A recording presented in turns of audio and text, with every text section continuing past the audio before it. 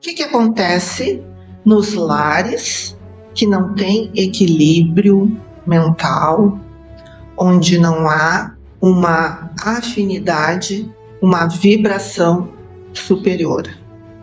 Não há defesa de paz, não há defesa para blindar a intervenção de irmãozinhos infelizes, de irmãozinhos que ainda estão no nível inferior de entendimento. A gente sabe que os irmãozinhos ainda muito ligados à materialidade, eles absorvem o éter da bebida, a fumaça do cigarro. Por que não? Eles não vão aspirar a fumacinha fumegante do nosso prato, do nosso feijão, da nossa carne, da nossa lasanha. Eles também estão ali saboreando a nossa refeição. E quem é que convida eles para almoçar com a gente? Será que eles vêm sozinhos? O que é que atrai esses irmãos?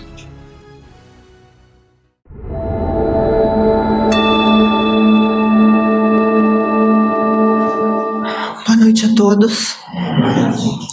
Nós encarnados e os nossos irmãos desencarnados. Hoje vou trazer um assunto bem difícil para nós. Bem difícil, mas importante. Eu vou traçar um paralelo entre o capítulo 11 do Evangelho. Alguém sabe qual é o capítulo 11 do Evangelho? Amar o próximo como a si mesmo. Agora todo mundo sabe. Amar o próximo como a si mesmo, item 4. Tá? Nesse item, a primeira linha desse item diz assim: amar o próximo como a si mesmo, fazer aos outros o que queríamos que os outros fizessem por nós. Essa é a mais completa expressão da caridade. Quem de nós, numa situação ruim, não gostaríamos que o próximo fizesse uma coisa boa para nós? Tá? Todos nós. Esse é o princípio da lei de amor do Cristo. Deixa pendurado isso. Amar o próximo como a si mesmo.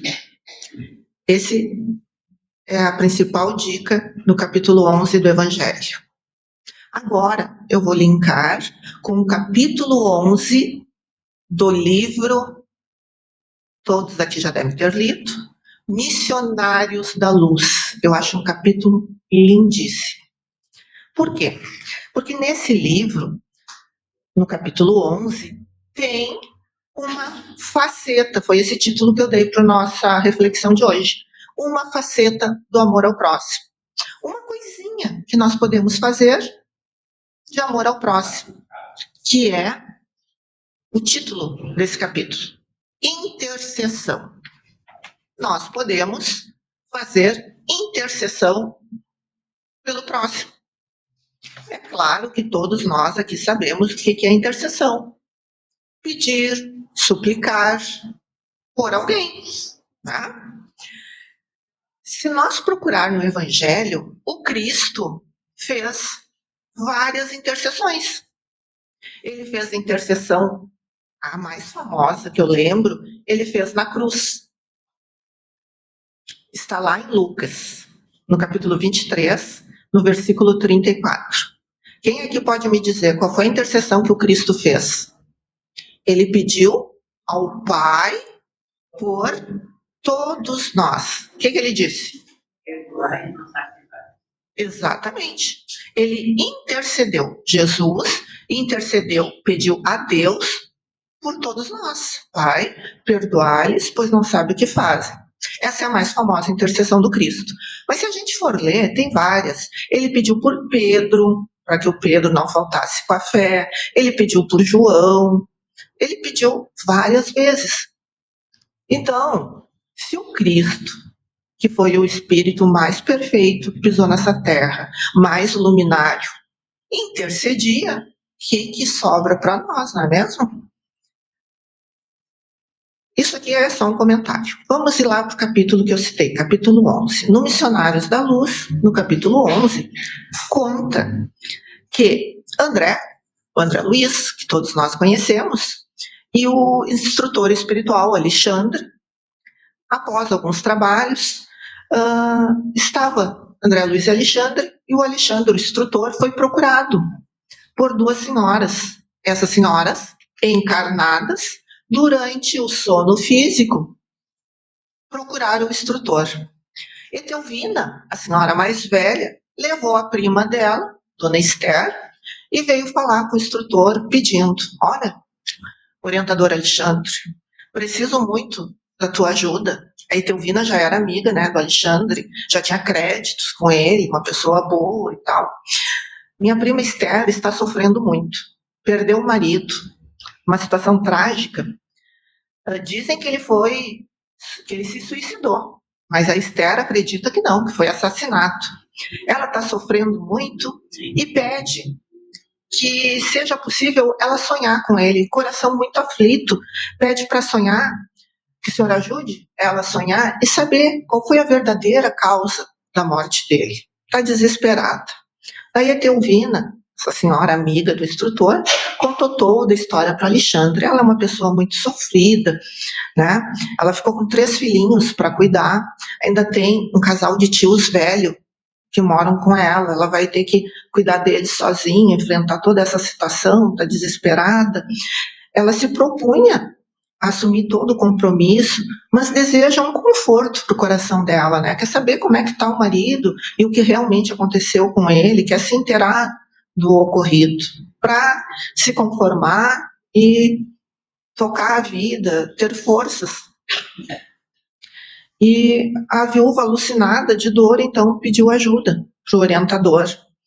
E o que ele fez? Ele orientou ela, né, para voltar para casa, as duas, e que a Esther, então a esposa, descansasse, orasse, confiasse e esperasse que ele, orientador, ia ver o que ele conseguia fazer.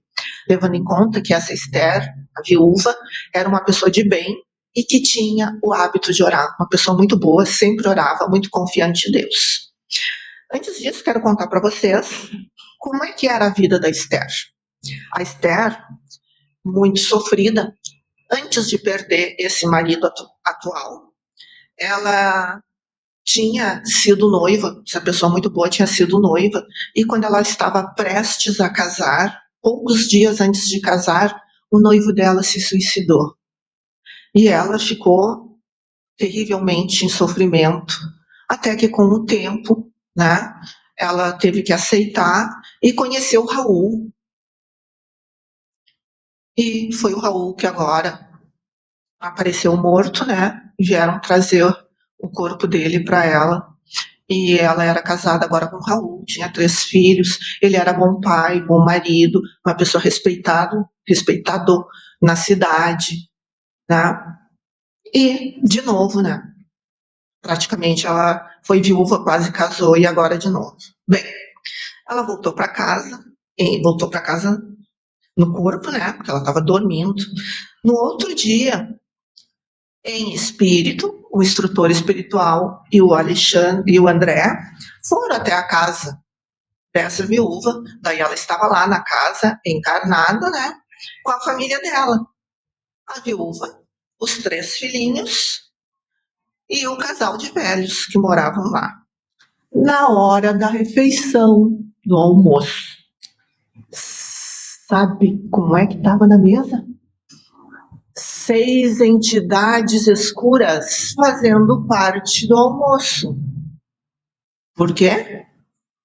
Viciação mental. O que acontece nos lares que não tem equilíbrio mental, onde não há uma afinidade, uma vibração superior? Não há defesa de paz, não há defesa para blindar a intervenção de irmãozinhos infelizes, de irmãozinhos que ainda estão no nível inferior de entendimento. Hoje estou travando.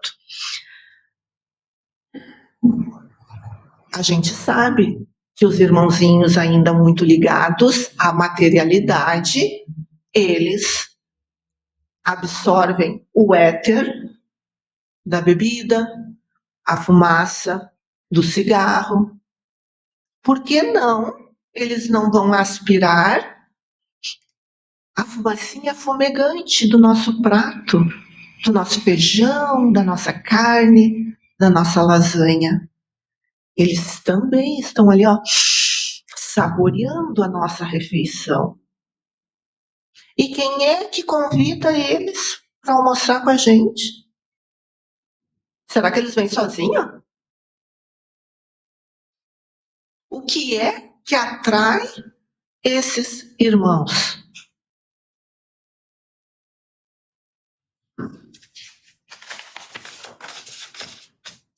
As nossas conversas, os nossos pensamentos, não é? Atraem, às vezes, os nossos parentes.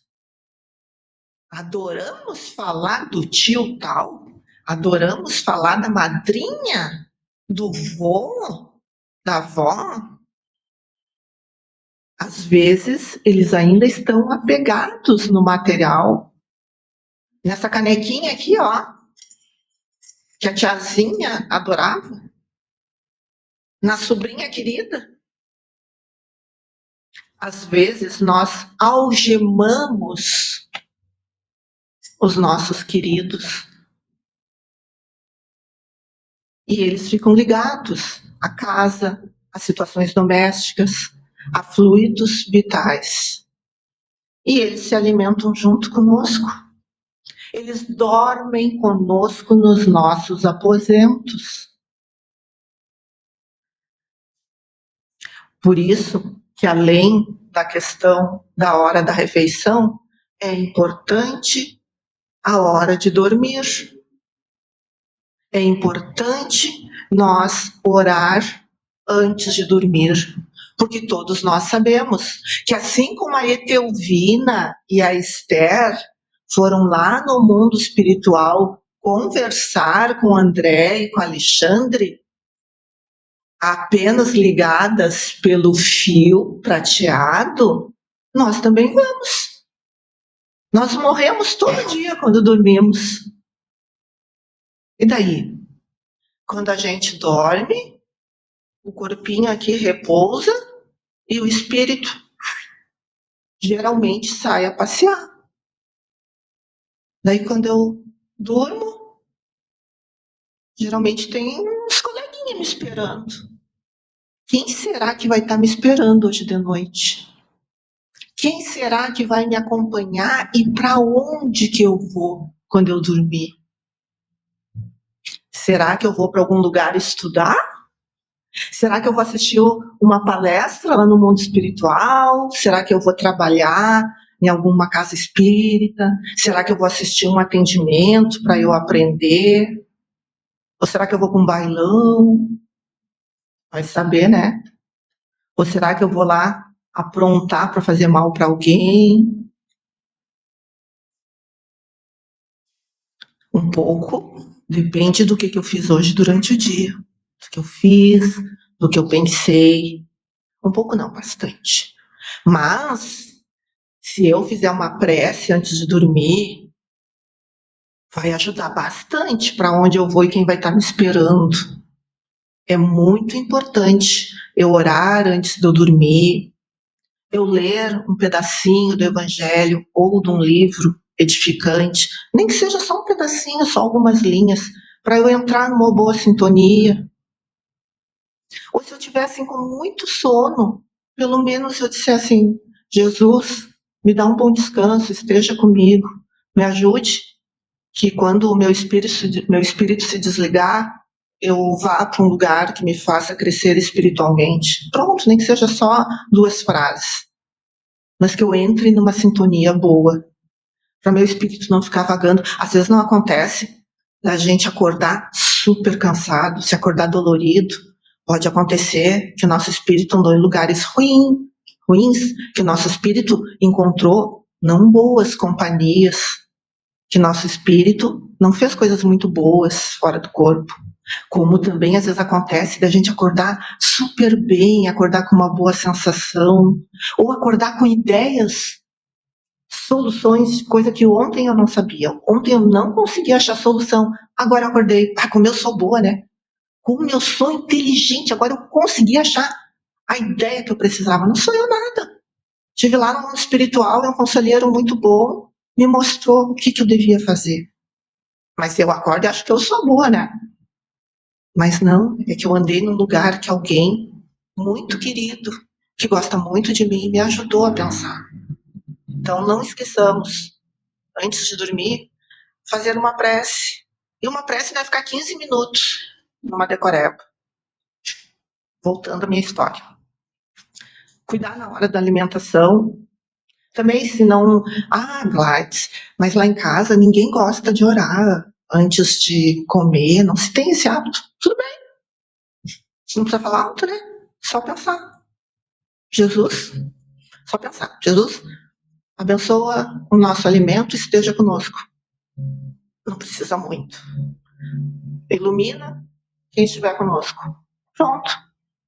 E cuidar o teor dos pensamentos, das conversas. Não ficar falando besteira, não ficar falando mal dos outros, não falar mal de quem já partiu. Isso a gente não deve fazer em horário nenhum, né? Mas especialmente na hora da gente se alimentar. Por quê? Porque se nós angariarmos companhias que vão estar ali mexendo no nosso alimento, esse alimento pode fazer mal para nós, né? Porque se eles vão estar sugando junto e nós vamos comer. A gente não fala que quando alguém vai cozinhar, tempera com a sua energia o alimento que está fazendo. Se a gente está bravo e vai fazer um bolo, não abatuma o bolo, muitas vezes. Se a gente vai fazer um doce, o doce não desanda. Né? A gente que é cozinheira sabe que muitas vezes as coisas não dão certo. Quando a gente está brava, está de mau humor, está chateada, está triste. Se quando nós encarnados, vamos fazer, já não dá certo, imagina desencarnado, que tem muito mais acesso. Fica a dica. Bom, voltando lá para Esther, né? Ela então voltou para o corpo, dormiu, tá. E o Alexandre ficou de ajudar. O que aconteceu? Aquele relógio lá correu mais do que eu. O Alexandre pegou e foi atrás de informação do Raul desencarnado. Foi atrás de informação e descobriu que tinha... procurou, não encontrava o Raul, pediu ajuda do que eles chamam lá no mundo espiritual, irmão visitador. É alguém que ajuda, nesses casos, a procurar alguém. Encontrou um irmão visitador que conhecia o Raul. Raul é o marido da Esther, tá? Que desencarnou. Encontrou um irmão visitador que conhecia o Raul. E esse irmão disse assim, olha, eu conheço o Raul, sei onde é que ele tá. Ele se suicidou. Daí o Alexandre André disse para ele, mas como? Né? A esposa dele acha que é assassinato, porque ele acharam o corpo com a arma do lado, né? E daí esse irmão visitador disse não, ele planejou tudo. A arma, gente, não tinha digital. Ele se matou, deve ter usado um pano, luva, alguma coisa, se matou e atirou a arma do lado para que as pessoas pensassem que ele tinha sido assassinado.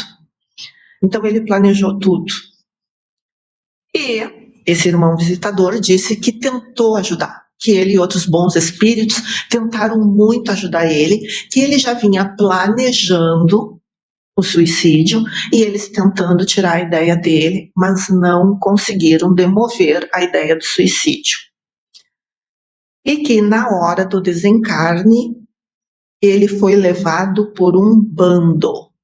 Um bando lá é usado quando um grupo de desencarnados, salteadores das sombras, espíritos com forças perversas, delinquentes, dedicados à prática do mal, são chamados de cooperativas criminosas, né? Se apossam de vítimas, né? E que daí nessa condição eles, os bons espíritos, não têm condição de ajudá-los, né? Não têm condições de pô-los em contato com missionários da luz para retirar eles daquela situação. Por quê? Porque ele se colocou conscientemente naquela situação. Ele fez um suicídio deliberado.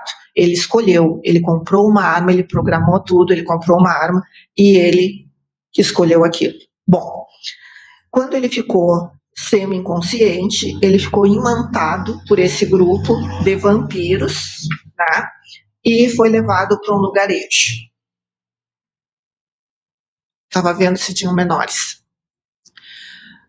O Alexandre e o André foram procurar ele nesse lugarejo. O lugarejo, o local onde encontraram, era um matadouro. Um lugar horrível, onde entidades inferiores estavam alojadas. Era um lugar onde tinha matança de bovinos, matadouro, né? Onde tinha sangue vivo, e que esses espíritos, né, bebiam o sangue, o líquido, com sede devoradora. Eram entidades, então, bem inferiores, e essas entidades não viam o André e o Alexandre, né, o espírito, sugavam o plasma sanguíneo dos animais e, por consequência, de todos os desencarnados, recém-desencarnados, nas condições. E o Raul estava lá, com eles, como autômato. Estava inconsciente, né? Andando assim como um robozinho. Alexandre deu um passe magnético nele, cercou ele de luz. Nisto, as entidades viram eles, viram a luz e correram gritando. Os poderosos espíritos chegaram. Raul foi retirado dali, levado a uma casa espiritual de socorro na esfera da crosta terrestre, sem memória, né? Após os passes no atendimento, começou a lembrar da esposa e dos filhos, foi esclarecido que já tinha saído do corpo físico, passou por toda aquela dificuldade de aceitação e precisava de um tempo. Deixaram ele repousando. E a gente observa como é impressionante a complexidade do serviço intercessório, né? A esposa orava, pediu para a prima, as duas em sonho pediram para o orientador pediu permissão, né? Foram até a casa dela, fizeram preces, fizeram passes magnéticos, levaram as duas, conversaram, continuaram orando, depois foram na casa dela, depois pediram ajuda para esse irmão, daí foram procurá-lo, né? Todo esse trabalho, foram atrás. E o que a gente aprende nessa intercessão? Que é orar, pedir, suplicar por alguém. A simples oração de uma esposa saudosa e dedicada que provocou todas essas atividades e o tamanho de ajuda que ela conseguiu. Mas tem mais. Após 4 dias, Alexandre voltou e o André voltaram a visitar o Raul lá naquele posto de atendimento e socorro. Chegou lá, ele estava com muitas dores ainda, mas um pouco mais calmo. A ferida do tiro, né? Ainda aberta, porque o perispírito fica lesado, né? Muita angústia. O instrutor explicou para ele que podia ser muito pior, que muitos suicidas permanecem, né, agarrados aos despojos do corpo físico e muitas vezes vem se decompondo, sendo devorado e tal. E neste momento, o Alexandre deu uma ótima notícia para ele, que pela intercessão da esposa dele, misericórdia divina, ele ia receber uma oportunidade de reencontrar a esposa dele. Mas daí, muito comovido, o Raul contou para o Alexandre e para o André que ele, Raul, além de ser suicida, era... Vocês não desconfiaram de nada? Alguém aqui desconfiou de alguma coisa nessa história? Oi? Ele já tinha me falado com ele. Exatamente. Ele, além de suicida, ele era também criminoso. Ele, quando moço, veio do interior a convite de um amigo de infância chamado Noé, que tinha uma noiva chamada Esther. Ele se apaixonou pela noiva do amigo, companheiro, que deu guarida para ele, que deu apoio, deu casa para ele, ajudou ele, bom companheiro, e ele se apaixonou pela noiva do amigo e quis tirar o amigo do caminho. Sabendo que a noiva amava Noé e que era uma mulher direita, que não ia trair, ele quis acabar com o amigo sem deixar rastro. E ele criou uma ideia do crime. Sabe o que ele fez? Ele começou a usar nele pequenas doses de um veneno forte para ir habituando o organismo dele, aumentando devagar, em quantidades, até ir em quantidades grandes, para que outra pessoa, quando ingerisse, fosse fulminante. Quando ele atingiu no organismo dele um padrão de resistência para uma quantidade grande, que daí nele o organismo já estava acostumado, foi devagarinho, devagarinho, devagarinho. Daí quando ele atingiu um padrão de resistência para o organismo dele, para uma quantidade bem grande, ele convidou o amigo, o companheiro, para um jantar. Colocou o veneno num vinho, que ele bebeu junto, né? Não levanta suspeita. Bebeu junto sem perigo algum. Noé bebeu o vinho, foi para casa e desapareceu passando por suicida. Ele guardou para ele o segredo o resto da vida. O outro morreu por acaso, sozinho, ninguém nunca descobriu, se passou por suicida e ele foi consolar a noiva, chorosa. Com isso, casou com ela, teve os filhos, só que ele começou a ver o amigo dentro de casa o tempo todo. Em tudo ele via o amigo. E o tempo foi passando, e ele ficou com medo de enlouquecer, ele começou a ficar perturbado, e isso ela estranhava e achava que ele tinha algum problema. Isso eu não falei lá no início. Ele era um homem bom, respeitado, trabalhava e tudo, mas sempre melancólico, sempre fechado, e ela achava que ele era deprimido, e não descobria o porquê que ele era tão triste, mas acostumou com ele daquele jeito, porque ele era um bom pai, um bom marido, trabalhador, né? Até que foi que ele não aguentou. Daí Alexandre falou para ele, né, que ele tinha que ter coragem, que ele tinha que ter fé, que ele tinha que enfrentar as consequências dos atos, mas que ele teria a oportunidade de regeneração e que o auxílio fraterno foi iniciado através das orações da esposa, que queria vê-lo em sonho, e que ele teria essa oportunidade de reencontrar a esposa em sonho. E Alexandre, o orientador, pediu que uma trabalhadora, desencarnada também, preparasse a Esther, a viúva, para o reencontro deles em sonho. Daí, tudo foi preparado e eles se reencontraram. Ele desencarnado, numa cama, né, numa casa espírita, lá no mundo espiritual, e a viúva foi levada enquanto dormia. Eles se reencontraram com muita emoção, com muita alegria, os dois amparados por passes magnéticos, com muita luz. O Raul super preparado e magnetizado o tempo todo para não abrir a boca, né? Não contar nada dele, para a esposa não sofrer, não saber a verdade. A ferida dele diz que foi, é um termo usado lá no livro que eu não lembro, mas quer dizer maquiada, para ela não ver a ferida que estava no perispírito, tudo para poupá-la sofrimento, né? Para ele não contar nada. Ela perguntou para ele se ele tinha sido suicidado ou assassinado. Ele pegou e deu assim saiu pela tangente, sabe, dizendo: Deus é que sabe, isso a gente não precisa saber e tal, né? E assim, eu não vou voltar mesmo, isso a gente confia em Deus. E procurou só dizer para ela: tem que ter coragem, tem que confiar em Deus, cuida dos nossos filhos, tudo para ela não sofrer, consolou, deu palavras de fé.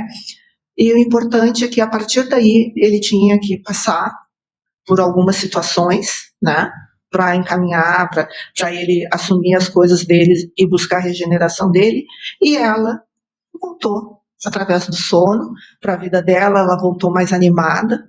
No outro dia, o André e o Alexandre foram na casa dela e perceberam que ela não tinha bem a lembrança do que tinha acontecido, mas tinha alguns flashes, e estava assim mais animada, mais confiante, e percebeu também que as entidades escuras tinham diminuído significativamente. Uma semana depois, a amiga espiritual, a Romualda, continuou por lá mais um tempo, amparando ela espiritualmente, a viúva. Uma semana depois, veio uma senhora e ofereceu trabalho para ela. Uma proposta de trabalho numa oficina de costura, que era o que ela sabia fazer, era a única coisa que ela sabia fazer. Então, disse que ela chorou de emoção e alegria e disse que agora ela começava uma nova vida, que ia poder manter a sua família com dignidade. Eu acho esse capítulo muito interessante e a gente aprende vários aspectos, né, nesse capítulo. E uma coisa também que está escrita nesse capítulo que eu acho muito legal, que é essa Romualda, essa irmã desencarnada, amiga que ajudou a Esther na espiritualidade. Ela diz assim: quando os companheiros terrestres se fazem merecedores, podemos colaborar em benefício deles, com todos os recursos ao nosso alcance, desde que a nossa cooperação não lhe tire a liberdade de consciência. E a gente percebe bem isso ali na opção do Raul, né? Que ali no livro também explica. Se ele não tivesse se suicidado, se ele tivesse, sido assassinado, alguma coisa, o amparo que ele teria recebido seria bem diferente. Mas mesmo assim, eu fiquei muito contente, né, a primeira vez que eu li esse capítulo, em perceber que todos nós temos uma ajuda, todos nós temos chance. Uma das piores coisas que pode acontecer para alguém, né, pelo que a gente estuda, é o suicídio. E mesmo assim não está perdido.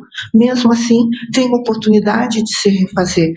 Porque no início, quando eu entrei na doutrina, eu fiquei apavorada, né? Quando eu comecei a ler, eu pensava: nossa, mas é só sofrimento. Não, tem a regeneração.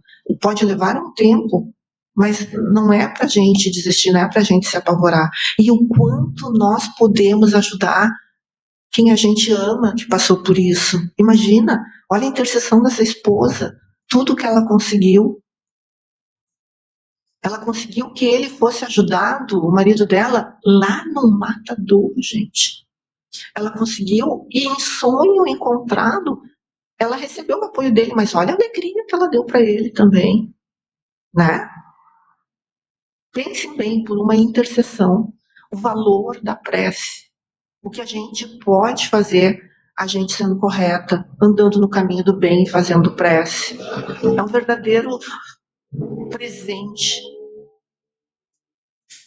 Então, assim, para mim, essa é uma das maiores facetas do amor ao próximo.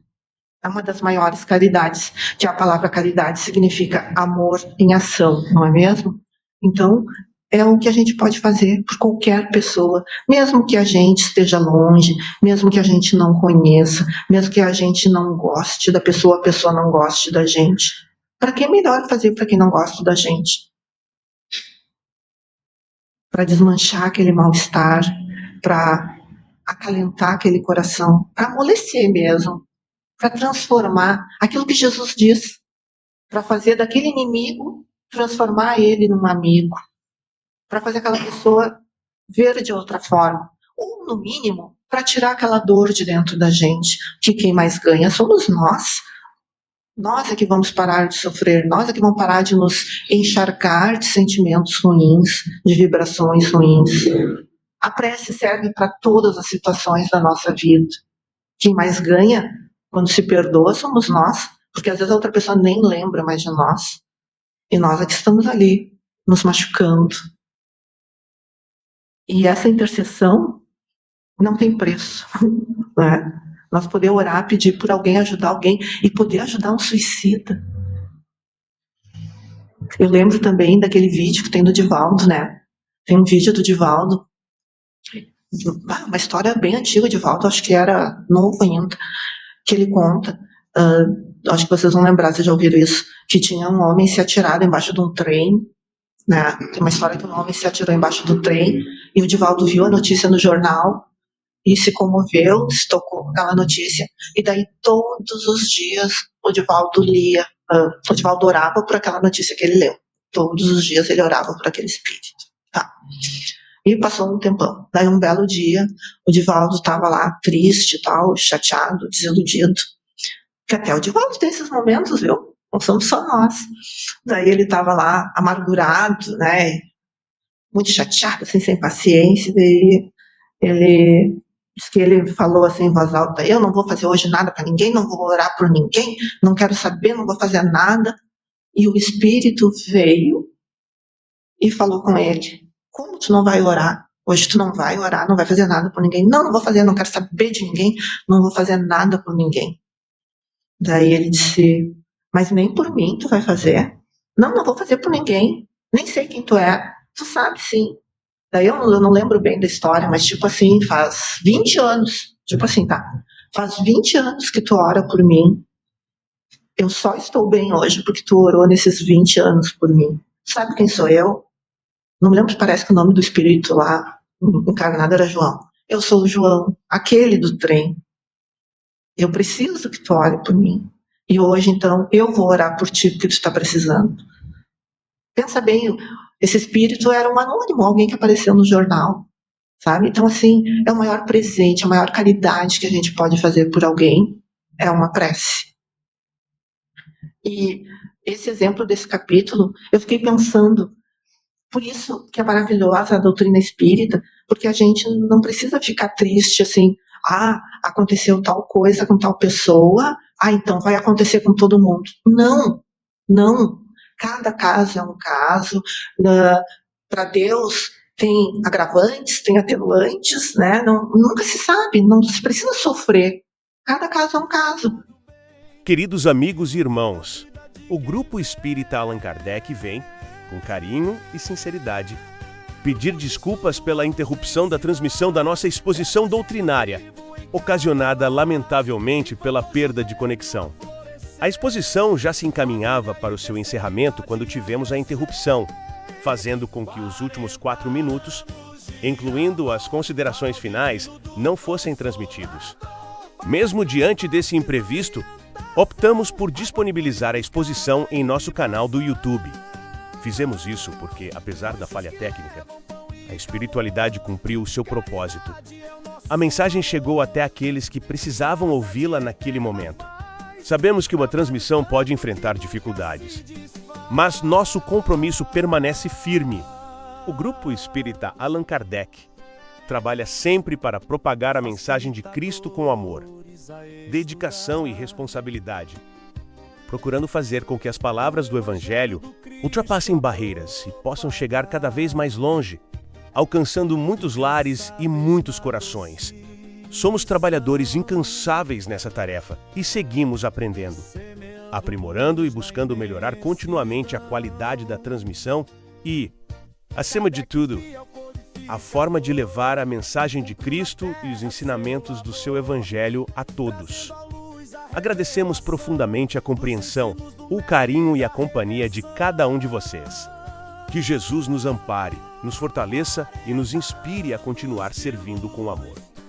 Grupo Espírita Allan Kardec, trabalhando para que a mensagem de Cristo chegue cada vez mais longe. Aprender é também amar, entre dois planos a cooperar, o trabalho nunca vai vai se findar.